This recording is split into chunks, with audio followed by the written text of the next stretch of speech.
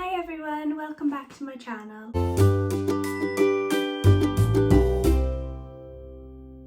am back with a video. I'm going to be chatting you through all the books that I read in May and June. As you can see, it's not a lot, and I can tell you this now that I only read one book in June, which isn't great, but just not really been feeling reading. Hopefully now coming into July I'll be reading a lot more books. I'm like 14 books behind my Goodreads goal or something like that, so that's not great. So I'd like to get around to reading more. I've decided to film standing up today, which is quite weird. I feel like I'm giving like a speech or something. I wanted to get my Lord of the Rings sort of section in the video today. I thought this is like a different angle. You don't really see like the top of my bookshelves. Change it up, you know? I will chat you through all of the books that I read in May first. The first book that I read in May was Heartstopper Volume 4, and this is by Alice Oseman. And if you have never heard of the Heartstopper series before, I mean, where have you been? Because this is amazing. If you've not read them before and you enjoy contemporary books and you enjoy books with like all the representation, you have to read the Heartstopper series. It's fantastic. There's just so much detail. Like they've got bits, you know, where there's like instant messages and texts and just it's just so wholesome.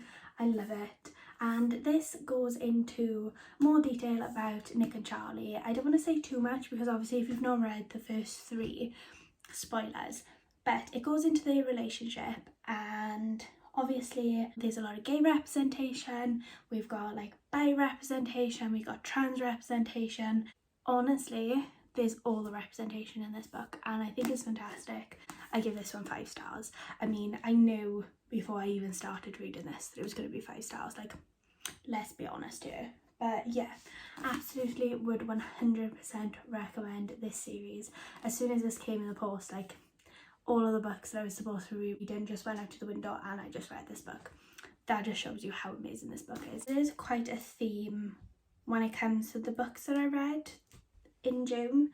There was a lot of graphic novels. I think once I finished reading the Heartstopper series, it kind of got me on like the hype to read more graphic novels, and it helped that I got sent a graphic novel. So 3 of these books that I've included in this video are sort of ad PR gifted copies. The second book that I read was called Incredible Doom. It is about sort of when computers started to become used by people and how it evolved into what it is today. So it was talking about chat rooms and meeting friends online and that sort of thing, and it was actually a lot deeper and darker than I expected it to be. When I say dark, I mean sort of when it goes into family dynamics and like mental health, like that sort of dark. I think because I'm in that generation, so I was born in 1994, and when I was a child, obviously we didn't really have access to the internet. It was only as I was growing up.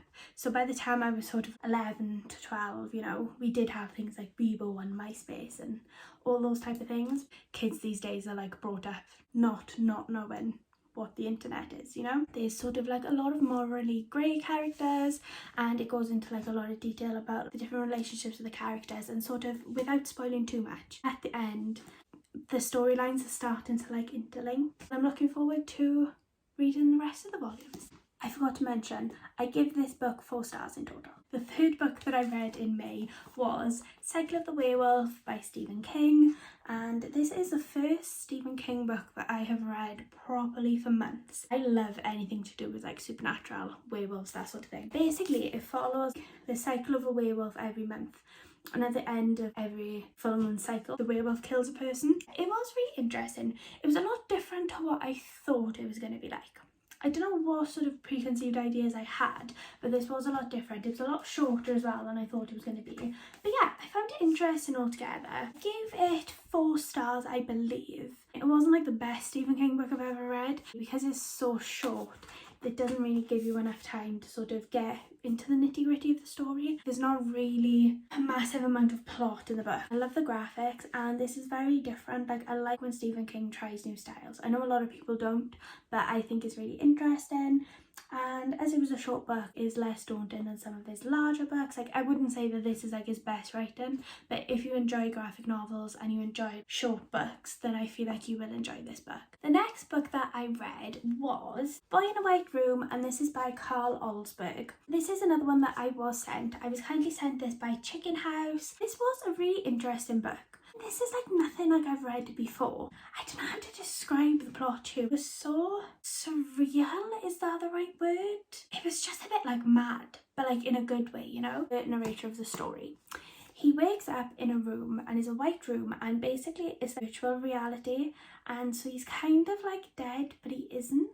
And there's a lot of like questions, and basically he is given access to everything in the world. So like he's still able to like go out in the world and see things, but it's like via like people's glasses that have got cameras in them, and like drones and like cars and that sort of thing, and like via like AI bodies, that he is essentially stuck in this room.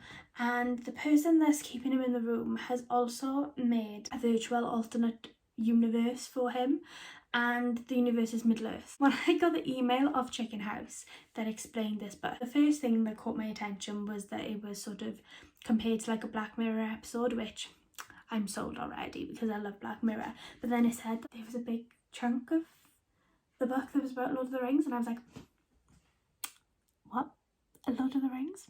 Hello, I'm listening. And oh my god, I could have read hundreds and hundreds of pages of a pretend Lord of the Rings, wishing that I was part of that alternate universe. I won't say too much because obviously I don't want to give anything away, but they do visit like Rivendell and Hobbiton, and it's just everything you'd hope a virtual reality of Middle Earth would be. The characters sort of like second guessing everything, like wondering why he's trapped in the room, and there's a lot that goes on. So I give it 3 stars out of 5 in the end, because it wasn't like my all-time favourite book, and there were some parts of it that kind of like lost me a little bit. I'd definitely be interested in reading the next book, and this is a translated book, and a lot of the times with translated books, like, it's difficult to sort of get across what was being said in the original language to the translated book, but I found it was really, really good in this book.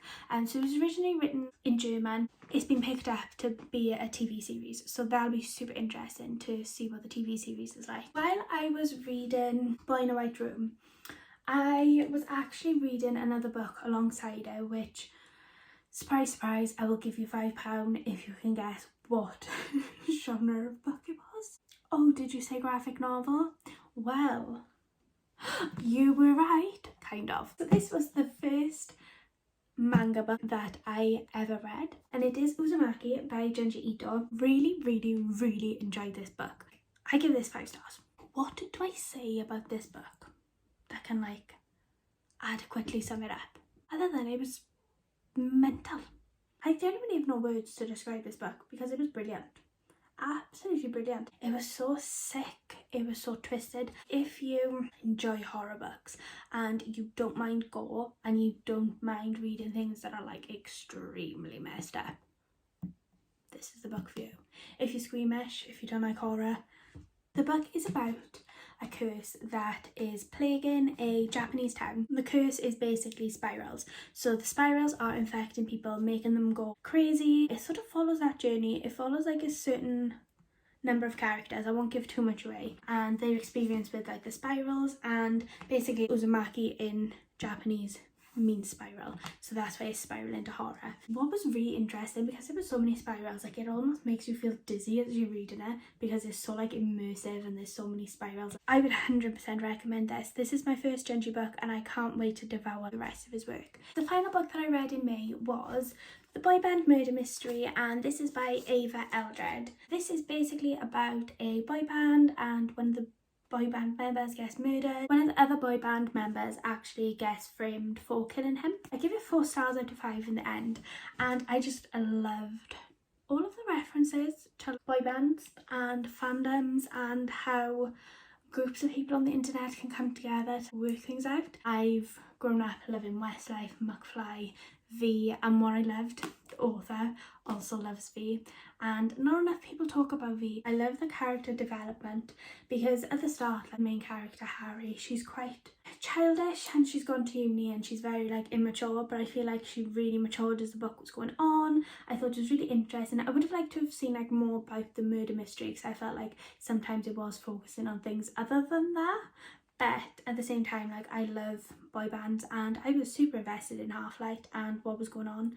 And yeah, there was loads of scandals, super interesting. If you love boy bands, if you love murder mysteries, this is definitely the book for you. They were all the books that I read in May. Only book that I read in June was The Paper and Heart Society, and it was Bookishly Ever After, and this is the third book in the Paper and Heart Society series, and it's actually the last book as well. It was the perfect ending. I gave this 4 out of 5 stars. I don't think anything is ever going to beat like the first book because I love that so much. This was everything I wanted for a final book. I thought like it ended really well, but it wasn't like too cheesy. You know, sometimes like when a series comes to an end, like it feels like everything is rounded up too perfectly, but I feel like it was just like left open so you could sort of guess like what would happen with certain characters. And yeah, I really loved it. Like, these books are so wholesome. The love interest is autistic. You don't see enough autistic representation in books. I'm not as keen on in these books is the pop culture references, because there are quite a lot, and I do feel like that sort of like sticks a book into its time. I know loads and loads of books do this, and a lot of people enjoy it, especially when they see like their favourite books being mentioned. Like I said with The Boy in the White Room, I love the Lord of the Rings references, but for someone who's not a Lord of the Rings fan, maybe they wouldn't enjoy them as much. So, you know, it's definitely all down to personal preference there. They were all the books that I read in May and June. I feel like I'm definitely slacking with the amount of books that I'm reading this year, but I will get there. Thank you all so much for all the continued support. If you did enjoy it, please feel free to give it a thumbs up. Leave a comment what your favourite book was that you read in May or June as well. I'd love to know. Thank you very much for watching, and I will see you in another video. Bye!